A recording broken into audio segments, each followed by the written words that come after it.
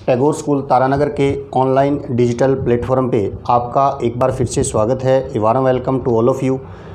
कल हमने डिस्कस किया था introductionary part of biomolecules and purification of biomolecule. After that आपने पढ़ा amino acids, structures of amino acids and their types. So today we are discuss a another topic that is lipid.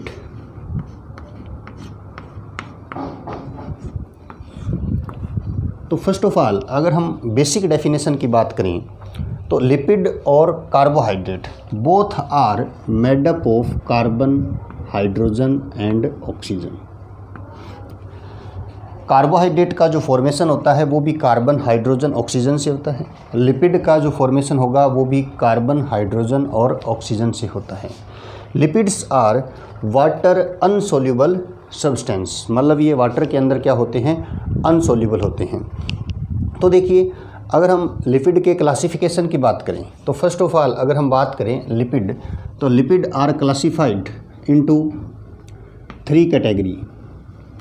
Lipid are classified into 3 category. जो first आपकी category है वो है आपकी simple lipid, और जो आपकी सेकंड जो आपका क्राइटेरिया है वो है आपका conjugated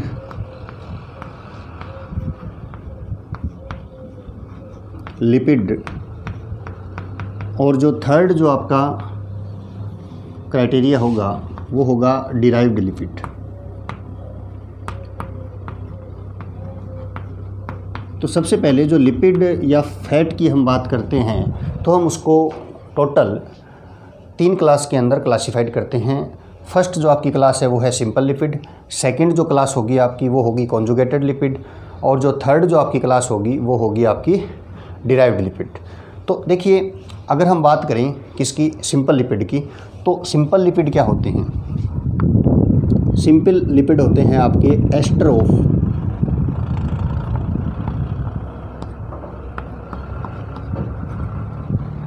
of fatty acid and alcohol.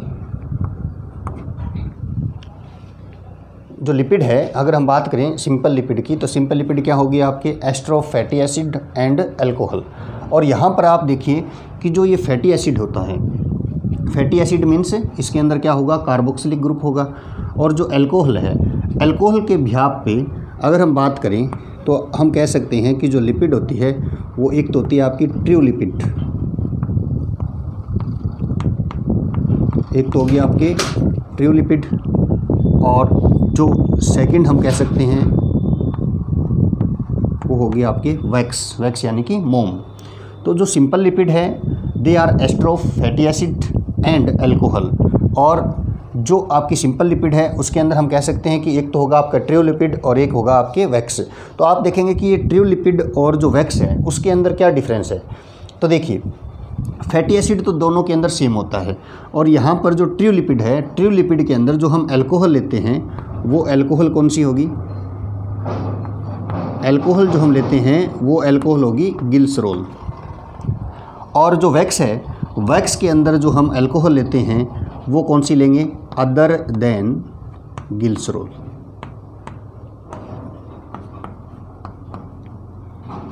Other than glycerol. तो यहाँ पर आप देख सकते हो कि जो सिंपल लिपिड हैं वो क्या होगी, ester of fatty acid and alcohol, यानी फैटी एसिड और जो अल्कोहल होते हैं वो आपस के अंदर क्या होते हैं, कंबाइंड होते हैं। और जो सिंपल लिपिड है उसको भी मैंने 2 क्लास के अंदर क्लासिफाइड किया है। ट्रू लिपिड के अंदर तो जो अल्कोहल हम लेंगे वो क्या लेंगे हम, ग्लिसरॉल, और वैक्स के अंदर जो है अल्कोहल हम ग्लिसरॉल को छोड़कर यानी अदर देन ग्लिसरॉल किसी को भी हम ले सकते हैं। तो देखिए अब बात करते हैं किसकी, ग्लिसरॉल की। तो ग्लिसरॉल क्या होता है, अगर मैं बात करूं यहाँ पे ग्लिसरॉल की स्ट्रक्चर की, तो ग्लिसरॉल क्या होता है, ये मैं यहाँ पर ग्लिसरॉल की स्ट्रक्चर बना रहा हूँ। ये जो है आपके, ये है ग्लिसरॉल की स्ट्रक्चर।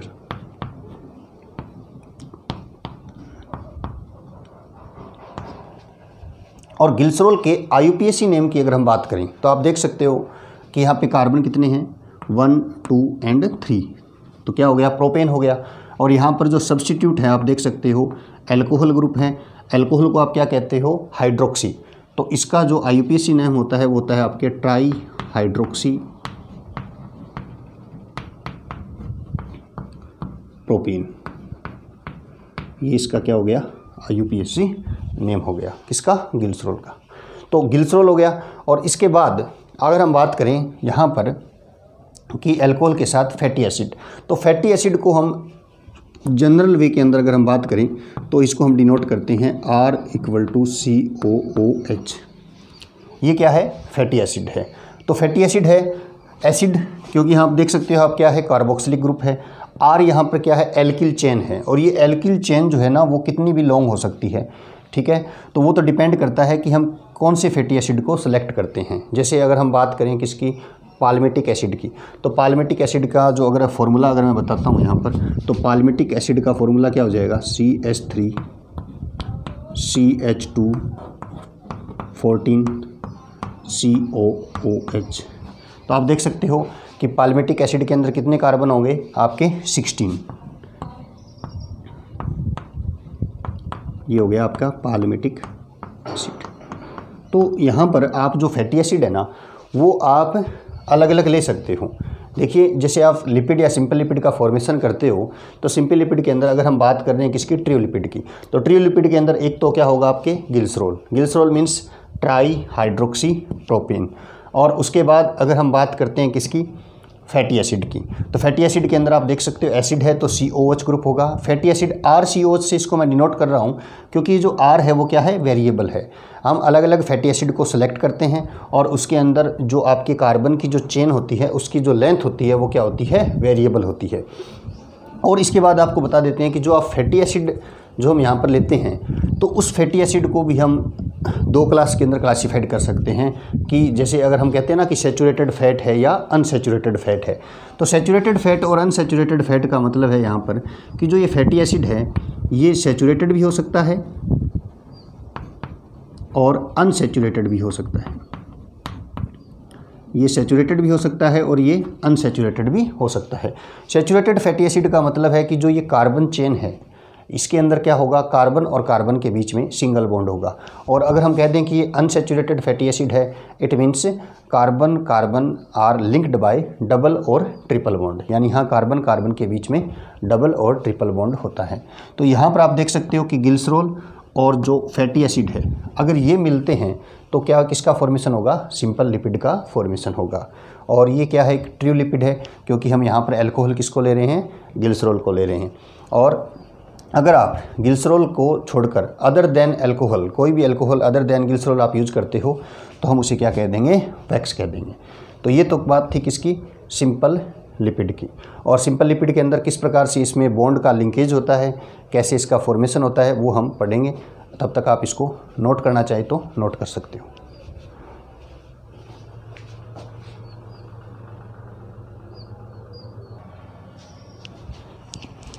तो आपने नोट कर लिया किसको, सिंपल लिपिड को। तो सिंपल लिपिड के अंदर देखिए अगर हम बात कर रहे हैं अब आगे जाकर इस क्राइटेरिया को थोड़ा और डिस्कस करें कि जो सिंपल लिपिड है इसके अंदर मैंने आपको बताया कि simple lipid are made up of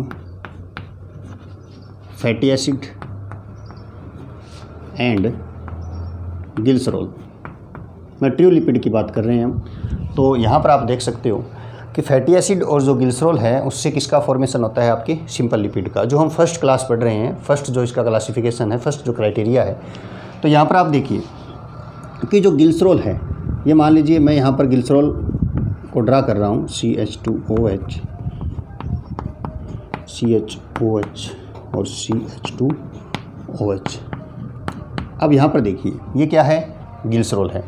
इस ग्लिसरॉल के साथ अब यहाँ पर इस ग्लिसरॉल के साथ यहाँ पर ये क्या हो जाएगा, फैटी एसिड जो है आपका वो क्या हो जाएगा, अटैच हो जाएगा। और फैटी एसिड को मैंने किससे डिनोट किया है, RCOOH से। अब यहाँ पर देख सकते हो आप कि यहाँ से जो एक वाटर मॉलिक्यूल है ये रिमूव हो जाएगा, वाटर मॉलिक्यूल, और यहाँ पर क्या बन जाएगा, बॉन्ड बन जाता है, ठीक है। और इस बॉन्ड को हम बोलते हैं एस्टर बॉन्ड। CH2OCOR।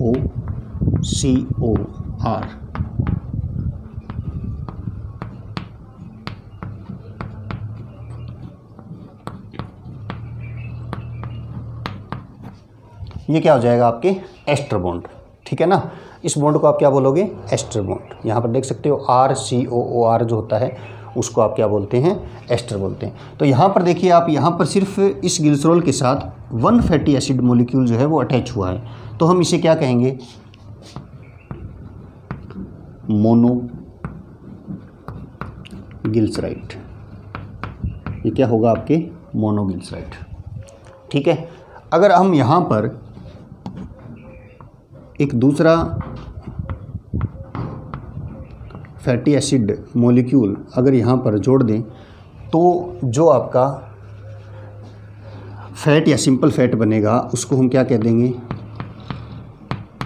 ये मोनोग्लिसराइड था। अब यहाँ पर आप देख सकते हो कि 2 फैटी एसिड जो मॉलिक्यूल हैं वो अटैच हो चुके हैं, तो हम इसे क्या कहेंगे, हम डाइग्लिसराइड। क्या बोलेंगे इसे, डाइग्लिसराइड। और वैसे ही अगर हम यहाँ पर कहें कि यहाँ पर टोटल 3 फैटी एसिड जो मॉलिक्यूल है अगर वो अटैच हो जाते हैं, तो आप इसे क्या कह दोगे फिर, ट्राइग्लिसराइड। इसका नाम क्या हो जाएगा फिर आपके, ट्राइग्लिसराइड। तो आपने देखा कि जो क्लासिफिकेशन करते हैं हम सिंपल फैट का, monoglyceride, diglyceride and triglyceride according to fatty acid number. यानी फैटी एसिड अगर 1 अटैच होगा तो उसे कहेंगे मोनोग्लिसराइड, अगर 2 अटैच होंगे तो डाइग्लिसराइड, और या अगर यहाँ पर 3 फैटी एसिड मॉलिक्यूल जो हैं वो ग्लिसरॉल के साथ अटैच हो जाते हैं तो हम उसे क्या कहते हैं, ट्राइग्लिसराइड मॉलिक्यूल। उसके बाद देखिए, मैंने आपको बताया था कि lipid and fat are water insoluble substance. अगर हम यहाँ पर इसको डिनोट करें, देखिए अगर हम एक लीनियर डायग्राम की बात करें, कि कुछ बुक्स के अंदर आप देखेंगे कि जो आप सिंपल फैट है उसको एक लीनियर डायग्राम से भी डिनोट करते हैं। तो लीनियर डायग्राम से डिनोट करते हैं तब इस प्रकार से, इसका ये क्या है, हेड वाला पार्ट है। जो हेड वाला पार्ट होता है ये हेड वाला पार्ट है, और ये इसकी क्या है, टेल। वो इसकी हेड वाला पार्ट था और ये इसका क्या है, टेल वाला पार्ट, ठीक है। और ये जो हेड वाला पार्ट होता है ना, इस हेड वाले पार्ट जो है उसको कौन रिप्रेजेंट करता है, ग्लिसरॉल। जो ग्लिसरॉल है वो इस लीनियर डायग्राम के हेड को रिप्रेजेंट करता है, और जो आपकी फैटी एसिड जो मॉलिक्यूल आपने लिया है वो उसके टेल को रिप्रेजेंट करता है। फैट जो है ना वो हाइड्रोफोबिक होती है। वो क्यों होती है, क्योंकि जो फैटी एसिड जो होता है ना उसका नेचर क्या होता है, हाइड्रोफोबिक। इसका नेचर क्या होता है, हाइड्रोफोबिक। और जो आपका ग्लिसरॉल है, इसका हेड वाला जो नेचर है, इसका जो नेचर होता है वो होता है आपका हाइड्रोफिलिक। तो ये आप इस प्रकार से कह सकते हो कि ये एक लीनियर डायग्राम है, किसका, सिंपल फैट या सिंपल लिपिड का। ये आप देख सकते हो, यहाँ पर मैंने एक फैटी एसिड मॉलिक्यूल दिखाया है, तो ये जो डायग्राम है, ये जो रिप्रेजेंटेशन है वो किसका हो गया, वो हो गया मोनोग्लिसराइड का। वो किसका हो गया, मोनोग्लिसराइड का। और वैसे ही आप देख सकते हो कि ये मान लीजिए ये ग्लिसरॉल है, और इसके साथ अगर मैं 2 फैटी एसिड जो मॉलिक्यूल है उसको रिप्रेजेंट करता हूँ, तो ये जो लीनियर डायग्राम होगा वो आपका किसको रिप्रेजेंट करेगा, वो आपका रिप्रेजेंट करेगा डाइग्लिसराइड को।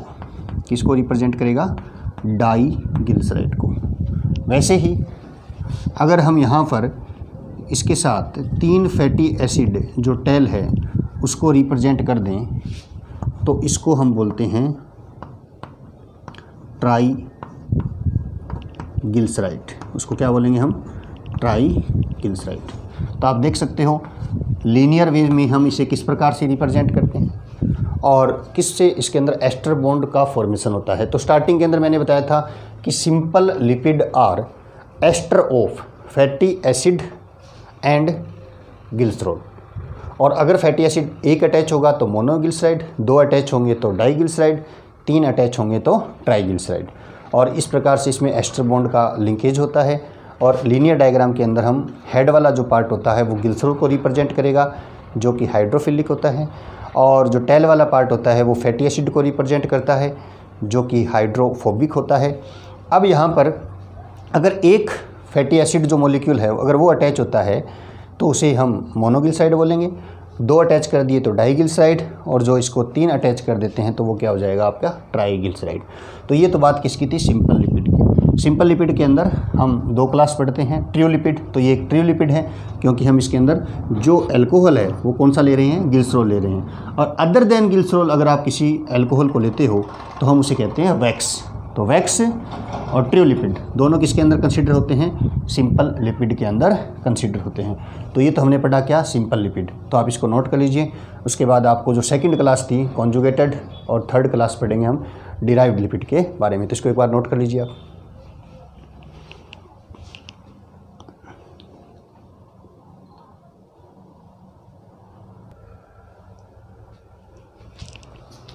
तो अभी आपने सिंपल लिपिड को नोट किया था। अभी जो हम सेकंड क्लास है जो लिपिड की, जो दूसरा ग्रुप है जिसे आपने कहा था कॉन्जुगेटेड लिपिड, उसके बारे में डिस्कस करते हैं। कॉन्जुगेटेड लिपिड, तो जो कॉन्जुगेटेड लिपिड है इसको कुछ बुक्स के अंदर हम कंपाउंड लिपिड के नाम से भी रिप्रेजेंट किया जाता है। कॉन्जुगेटेड और कंपाउंड लिपिड। देखिए सिंपल लिपिड के अंदर आपने देखा कि simple lipid are ester of fatty acid and glycerol. और कॉन्जुगेटेड या जो कंपाउंड लिपिड होगा उस कॉन्जुगेटेड और कंपाउंड लिपिड के अंदर हम देखेंगे कि यहाँ पर सिंपल लिपिड होगा, और सिंपल लिपिड के साथ क्या अटैच होता है, नॉन लिपिड पार्ट।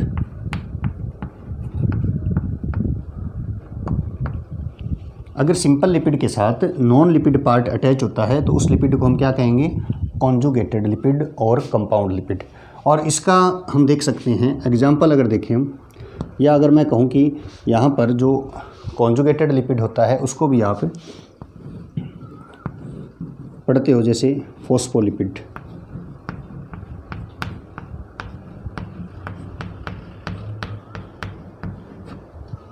दूसरा ग्लाइकोलिपिड, और तीसरा हम कहते हैं इसे लाइपोप्रोटीन।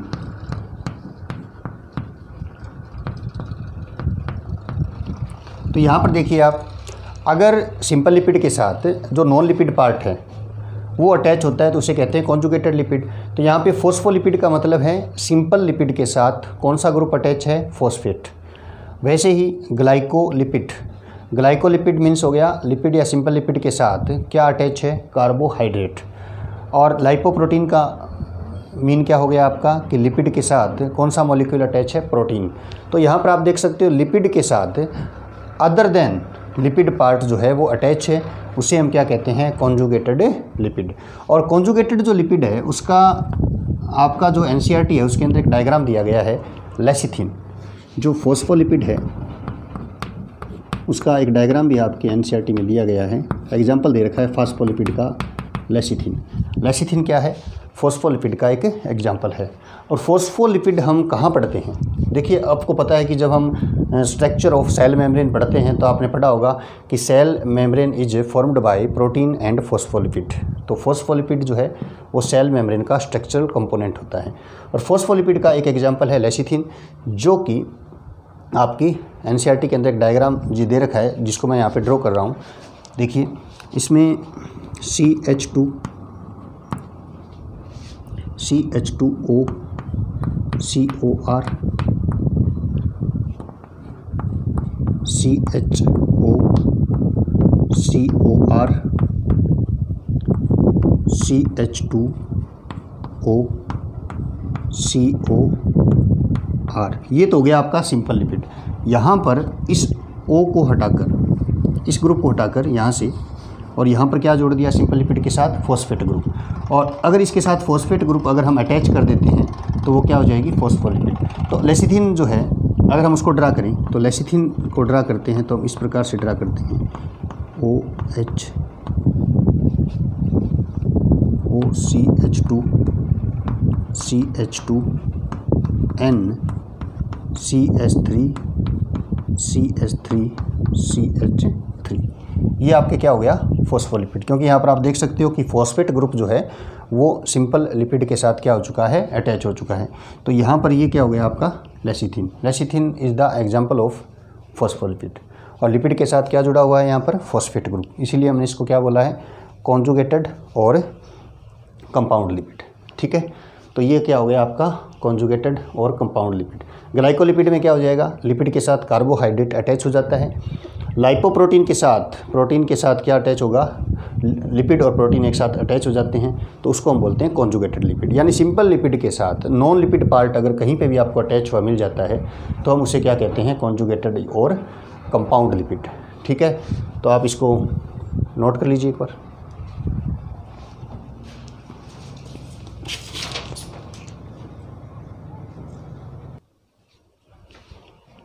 तो आपने सिंपल लिपिड और कॉन्जुगेटेड लिपिड को पढ़ा था, जिसके अंदर मैंने कहा था कि सिंपल जो लिपिड होता है उसके अंदर एक तो आपका ग्लिसरॉल वाला पार्ट होता है जिसको हम इससे हेड से डिनोट करते हैं, और एक आपका फैटी एसिड वाला पार्ट होता है जिसको आप टेल से डिनोट करते हो। तो ये तो क्या थी आपकी सिंपल लिपिड। और सिंपल लिपिड के साथ कोई भी अदर देन लिपिड पार्ट अगर अटैच हो जाता है तो हम उसे बोलते हैं कॉन्जुगेटेड लिपिड। तो ये क्या हो गया फिर, कॉन्जुगेटेड लिपिड हो गया, जैसे मैंने अभी बताया फॉस्फोलिपिड या लेसिथिन। अभी देखिए जो आपकी थर्ड क्लास जो है हम पढ़ेंगे जिसको हम बोलते हैं डेरिवेटिव लिपिड या डिराइव्ड लिपिड, डेरिवेटिव या डिराइव्ड लिपिड। देखिए सिंपल और जो कॉन्जुगेटेड लिपिड होते हैं वो तो बॉन्ड फॉर्मेशन से बनते हैं। जैसे सिंपल लिपिड क्या हो गया, ester, fatty acid and glycerol. Conjugated जो लिपिड होता है उसके अंदर आपने देखा सिंपल लिपिड के साथ कोई भी नॉन लिपिड पार्ट अटैच हो जाता है। और डिराइव्ड लिपिड क्या होते हैं कि सिंपल लिपिड और जो कॉन्जुगेटेड लिपिड है अगर उसके अंदर कोई भी डेरिवेशन या उसके स्ट्रक्चर के अंदर कोई मॉडिफिकेशन हो जाए, मान लो उसका हाइड्रोलाइसिस कर दिया, तो बॉडी के अंदर अगर कोई भी मॉडिफिकेशन हो जाता है कॉन्जुगेटेड लिपिड के अंदर तो वो किसके अंदर कन्वर्ट हो जाती है, आपके डिराइव्ड लिपिड के अंदर कन्वर्ट हो जाती है। और जो डिराइव्ड लिपिड है इसके अंदर हम ये कह सकते हैं कि जैसे अगर हम एनिमल लिपिड की बात करें या एनिमल डिराइव्ड लिपिड की बात करें तो इसके अंदर आपके एक स्ट्रक्चरल कंपोनेंट है जैसे कोलेस्ट्रॉल। कोलेस्ट्रॉल जो है आपका उसका डायग्राम आपकी एनसीईआरटी के अंदर मेंशन किया गया है, जिसके अंदर आपको बताया गया है कि उसके अंदर एक रिंग होती है और उस रिंग के अंदर आप देख सकते हो इसमें पेंटासाइक्लिक स्ट्रक्चर होती है। ये पेंटासाइक्लिक स्ट्रक्चर है, ये इस प्रकार से यहाँ पर दो क्या होती है आपके बेंजीन रिंग होती है। उसके बाद इस प्रकार से यहाँ पर एक रिंग और होती है, यहाँ पर क्या होगा आपके डबल बॉन्ड होता है। उसके बाद यहाँ पर एक पेंटासाइक्लिक रिंग होती है। पेंटासाइक्लिक जो रिंग है वो यहाँ पर क्या होती है, इस प्रकार से अटैच होती है। यहाँ पे क्या हो गया आपका डबल बॉन्ड हो गया। और इस कोलेस्ट्रॉल के अंदर फिर यहाँ पर एक अनकम्प्लीट चेन होती है। ठीक है, तो इस प्रकार से हम यहाँ पर क्या डिनोट करते हैं, यहाँ पे क्या हो जाएगा आपके OH ग्रुप, यहाँ पे क्या हो गया आपके OH ग्रुप हो जाता है। और ये क्या है आपके कोलेस्ट्रॉल की स्ट्रक्चर है। देखिए जो स्ट्रक्चर है ये तो आपको प्रैक्टिस करना पड़ेगा इसको। जैसे आप जो आपकी नोटबुक है उसके अंदर एक या दो बार आप बना के देखेंगे तो आपको पता चल जाएगा कि इस प्रकार से इसका फॉर्मेशन होता है। आप देखना इसके अंदर पहले चेन काउंट कर लेंगे। यहाँ पे देख सकते हैं कि 1 2 3, ठीक है ना, बेंजीन रिंग है यहाँ पे डबल बॉन्ड आएगा, फिर यहाँ पे पेंटासाइक्लिक रिंग है, फिर यहाँ पे एक ओपन चेन है। और ये आप किसकी स्ट्रक्चर है, ये कोलेस्ट्रॉल की, जो कि कॉन्जुगेटेड लिपिड का या डिराइव्ड लिपिड का एक एग्जाम्पल है। और जो ये डिराइव्ड लिपिड होती हैं ये सिंपल लिपिड और कॉन्जुगेटेड लिपिड उसके मॉडिफिकेशन से ही इसका क्या होता है, फॉर्मेशन होता है। ठीक है ना, तो आप डिराइव्ड लिपिड का मैंने डेफिनेशन बताया और आप इस स्ट्रक्चर को भी एक बार नोट डाउन कर लीजिए। उसके बाद नेक्स्ट पढ़ेंगे हम प्राइमरी और सेकेंडरी मेटाबोलाइट्स। तो एक बार इसको नोट कर लीजिए आप।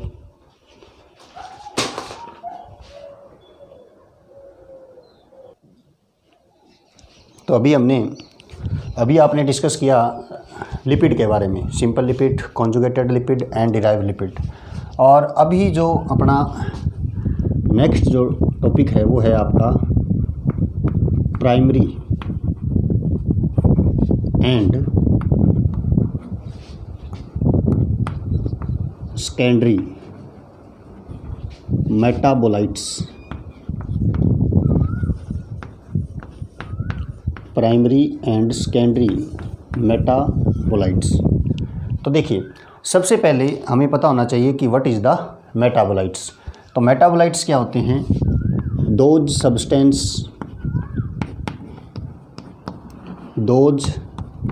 Substance which are formed by metabolic process। those substances which are formed by metabolic process। देखिए, मेटाबॉलिज्म प्रोसेस से अगर कोई लिविंग ऑर्गेनिज्म में कोई सब्सटेंस का फॉर्मेशन होता है तो हम उसे क्या कहते हैं? मेटाबोलाइट्स। तो मेटाबॉलिज्म क्या होता है? देखिए, मेटाबॉलिज्म क्या होता है कि अपनी बॉडी के अंदर फॉर्मेशन और डिटेक्शन दोनों चीज़ें चलती रहती है। अगर मैं ये कहूँ कि सिंपल लिपिड जो है, या मैं कहूँ कि सिंपल कंपाउंड है, जैसे मान लीजिए कोई भी सिंपल कंपाउंड है, अगर सिंपल कंपाउंड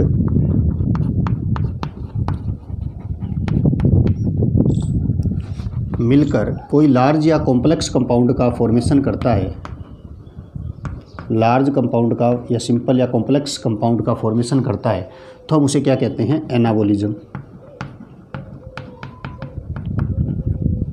अगर कोई कॉम्प्लेक्स या लार्ज कंपाउंड होगा, वो स्मॉल या सिंपल कंपाउंड के अंदर कन्वर्ट होता है, तो उसे हम क्या कहते हैं? कैटाबॉलिज्म। और एनाबॉलिज्म और जो कैटाबॉलिज्म है, इसको कॉमन फॉर्म में हम क्या कहते हैं? मेटाबॉलिज्म। यानी आपकी बॉडी के अंदर कोई फॉर्मेशन है या कोई फॉर्मेशन होने के बाद उसकी रिवर्स प्रोसेस है, कोई भी लार्ज मॉलिक्यूल अगर सिंपल मॉलिक्यूल में ब्रेक डाउन होता है, जैसे डाइजेशन है, तो उसको बोलते हैं कैटाबॉलिज्म। तो अपनी बॉडी के अंदर फॉर्मेशन चलता रहता है और ब्रेक डाउन भी चलता रहता है। तो कोई भी सेल है उसके अंदर जो ये मेटाबॉलिज्म चलता है ना, फॉर्मेशन है, किसी चीज़ का रिडक्शन है, डिटेक्शन है, तो उस टाइम बहुत सारे प्रोडक्ट्स बनते हैं। और those substance which are formed by metabolism known as metabolites. तो अब यहाँ पर देखिए, दो टर्म्स है, एक तो हो गया आपके प्राइमरी मेटाबोलाइट्स और दूसरा हो गया आपका सेकेंडरी मेटाबोलाइट्स। इसमें क्या डिफरेंस है? तो देखिए, प्राइमरी मेटाबोलाइट्स क्या होते हैं? Primary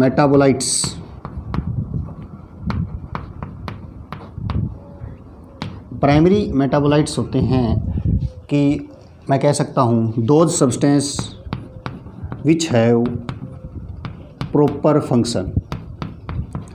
those substance which have proper function.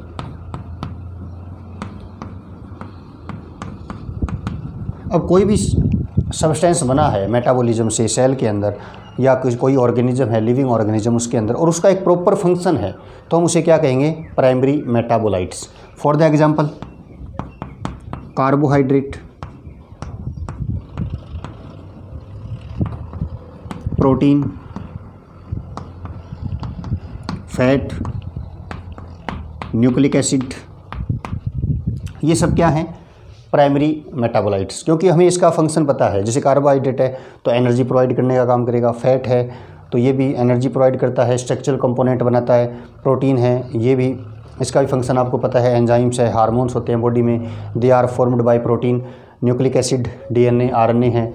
तो हमें पता है कि ये अपनी बॉडी के अंदर इस सब्सटेंस जो हैं इनका एक प्रॉपर फंक्शन है। तो ये किस में कंसिडर हो जाएंगे? Primary metabolites. यानी those metabolic substance which have a proper function, they are considered as primary metabolites. अब यहाँ पर एक इंपॉर्टेंट चीज़ और भी आपको ध्यान रखनी है कि जो ये कार्बोहाइड्रेट है, प्रोटीन है, फैट है, अगर इनकी कोई यूनिट्स की बात करें और आपसे पूछिए कि वो प्राइमरी मेटाबोलाइट्स है या सेकेंडरी मेटाबोलाइट्स है, तो जैसे आपको मैं ये कहूँ कि अमीनो एसिड्स क्या होंगे, तो अमीनो एसिड्स भी प्राइमरी मेटाबोलाइट्स हैं, ठीक है ना। अमीनो एसिड्स भी क्या होंगे? प्राइमरी मेटाबोलाइट्स, क्योंकि इनकी यूनिट्स होंगी, उसको भी आप प्राइमरी मेटाबोलाइट्स ही बोलोगे। जैसे मैं ये कह दूँ फैटी एसिड क्या है, ग्लिसरॉल क्या है? तो ये क्या है? प्राइमरी मेटाबोलाइट्स, मतलब कोई भी सब्सटेंस है जिसका हमें यूज़ पता है, जो हमारे लिए यूजफुल है और उसकी जो यूनिट्स होती हैं उन सभी को हम क्या कहेंगे? Primary metabolites. उसके बाद देखते हैं हम सेकेंडरी मेटाबोलाइट्स। अब देखिए जो सेकेंडरी मेटाबोलाइट्स जो होते हैं वो क्या होते हैं? देखिए इसकी डेफिनेशन क्या हो जाएगी? Those substance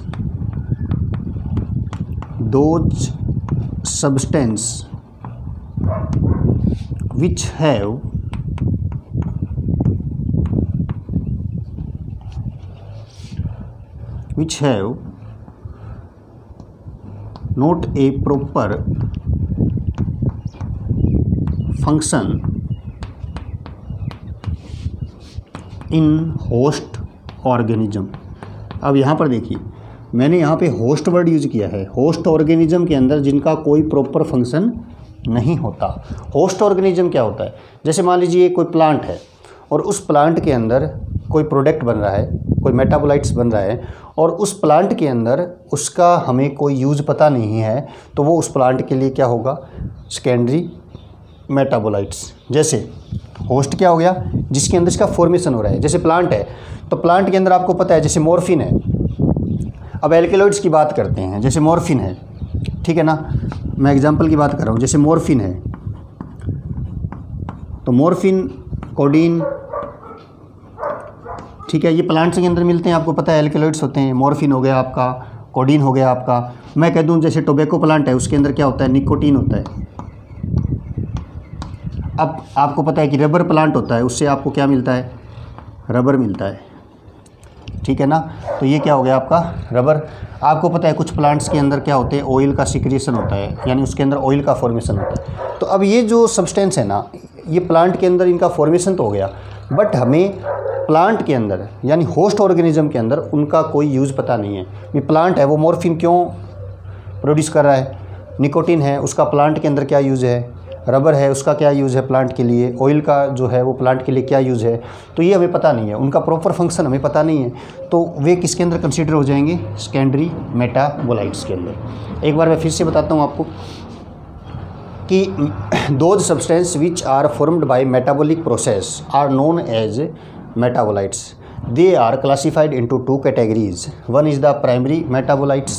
They have proper function like carbohydrate, proteins, fat, nucleic acid, and their units are classified in primary metabolites.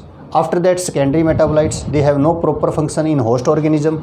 जैसे प्लांट के अंदर मॉर्फिन है, कोडीन है, निकोटीन है, रबर है, ऑयल है, इन सभी का फॉर्मेशन होता है, बट इनका होस्ट ऑर्गेनिज्म के अंदर क्या यूज़ है वो हमें नहीं पता।